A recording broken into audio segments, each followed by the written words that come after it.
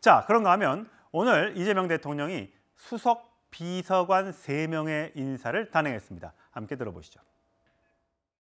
이재명 대통령은 오늘 대통령실 수석급 주요 인사를 임명했습니다. 오광수 수석은 검찰 출신으로 뛰어난 추진력과 인품을 두루 갖추어 검찰 안팎에서 두터운 신망을 받고 있습니다. 특히 이재명 대통령의 검찰개혁의 철학을 깊이 이해하고 있는 인사입니다. 검찰개혁에 대한 대통령의 의지를 뒷받침할 것입니다. 예, 오늘은 3명의 수석비서관을 임명을 했는데 우상호, 4선의 우상호 전 의원, 정무수석, 홍보수석의 이규현 전 JTBC 대표이사, 그다음 민정수석의 오광수 변호사. 이 3명 중에 가장 관심이 가는 사람은 오광수 변호사인데 검찰 출신입니다. 특히 특수부 검찰 출신입니다. 그러면서 뭐 검찰 개혁하겠다더니 또 특수통 검사를 쓰는 거야? 그럼 과거 윤석열 검찰총장 떠오르는 거 아니야? 라는 비판이 당 안팎에서 제기가 됐습니다. 그 목소리 들어보시죠. 대통령 선거 끝나고 나서 거론되는 민정수석 인사가 그 친윤 검찰들이 환호할 그런 인사로 보여져서 그건 사실이 아니길 바랍니다. 윤석열, 윤대진, 박영수 이런 그 등과 중수부에서 같이 근무했던 인사는 좀 굉장히 위험한 인물이다. 저는 박은정 의원의 말을 굉장히 심각하게 받아들여야 된다고 봅니다. 평가 세평이나 이런 걸 잘 보고 절대 누구의 어떤 솔깃하게 집어넣는 그런 정보를 믿으면 안 될 것 같아요. 예, 성추인 부의장. 예. 성균관대 법대를 졸업했고 대구지검장을 거친 현재는 지금 변호사 활동을 하고 있습니다만 26년간 검찰에 있었습니다. 검찰 개혁해서 하겠다고 했는데 이 검찰 출신 또 쓰는 게 맞느냐? 게다가 하필이면 윤석열 전 대통령이 생각나는 특수통 검사가 웬 말이냐?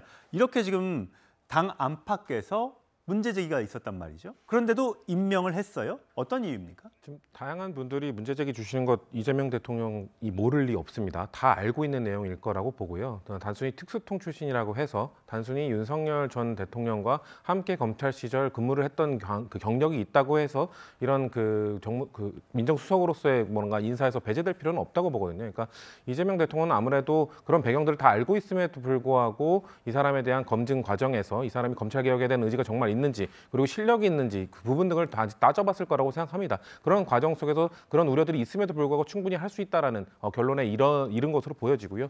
외부에서 지금 저렇게 지적을 하시는 것들은 아무래도 윤석열 전 대통령도 검찰총장으로 임명될 때만 하더라도 저희 당 진영에서도 매우 환영하는 인사였거든요. 근데 그럼에도 불구하고 결국 검찰은 검찰 내부 조직 논리에 의해서 이루어진다. 뭔가 검찰 개혁이라든지 국정 운영의 정말 달성을 위해서 노력한다기보다는 결국 검찰의 이익을 따라간다는 그 배신을 한번 당해봤기 때문에 저희는 그런 우려를 하시는 분들의 마음 충분히 이해하나 대통령이 그런 것들을 넘어서는 능력이나 이런 것들 의지를 확인했기 때문에 저는 임명했다고 보거든요. 그리고 그 민정수석이 뭔가 이 검찰 개혁만 하는 사람이 아니잖아요. 그러니까 측근에 대한 관리, 대통령의 측근 관리 그리고 인사에 대한 검증 이런 것들을 하는 부분도 또 아주 중요한 역할이기 때문에 오히려 민당과 가깝지 않은 그런 인사가 그런 역할을 맡게 된다. 저는 대통령실 내에서 레드팀의 역할을 할 수도 있고 매우 그 중요한 역할을 할 수 있다고 생각하기 때문에 이재명 대통령이 그런 것들 다 종합적으로 고려한 인사를 내렸을 거다 그렇게 판단합니다. 예, 오늘 대통령실 고위 관계자는 기자들에게 이재명 대통령이야말로 정치 검찰의 가장 큰 피해자 아니겠느냐.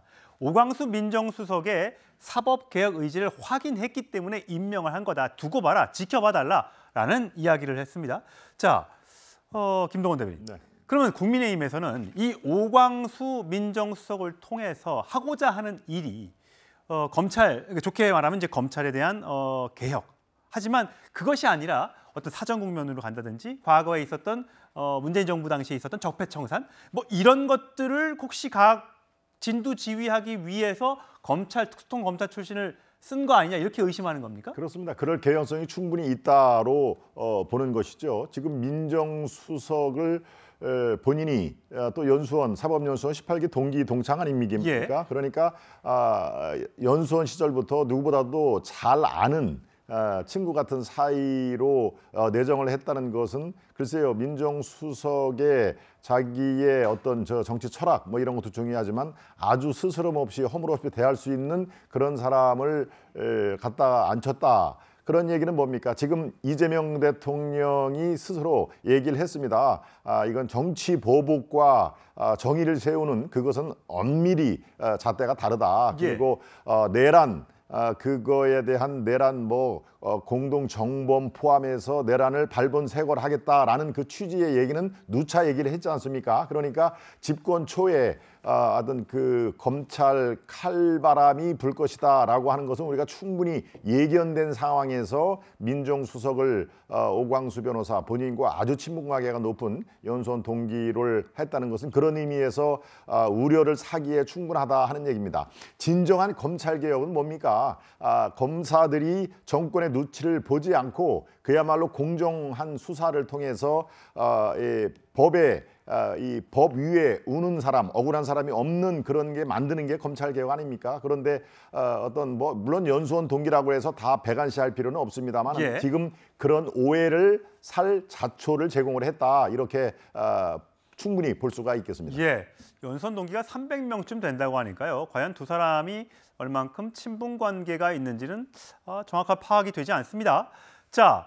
서영교 의원, 이번에 민주당의 원내대표의 출사표를 던진 서영교 의원이 어제 이재명 대통령과 당 지도부의 만찬에 갔다 왔습니다. 그 전에는 사실 서영교 의원이 이런 사람을 정무수석으로 앉히는 게 맞을까요? 라는 의문을 가졌던 것 같은데 오늘 기자회견에서는 말을 이렇게 바꿨습니다. 들어보시죠.